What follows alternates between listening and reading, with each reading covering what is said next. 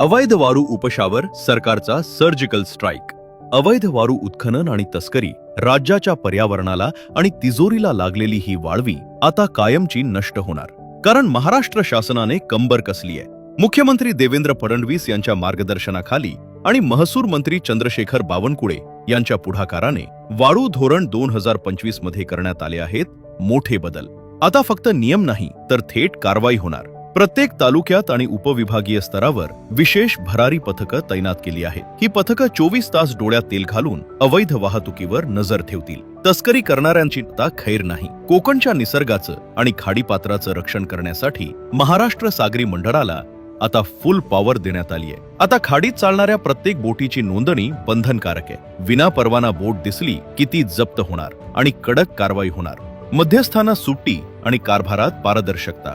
आता वाळूचा लिलाव होणार ई-लिलाव पद्धतीने. नदी आणि खाडीतील वाळू लिलाव आता फक्त 1 वर्षासाठी किंवा वाळू संपेपर्यंतच असेल.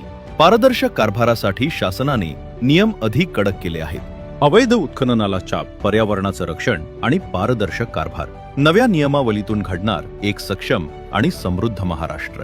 महसूल विभाग, महाराष्ट्र शासन.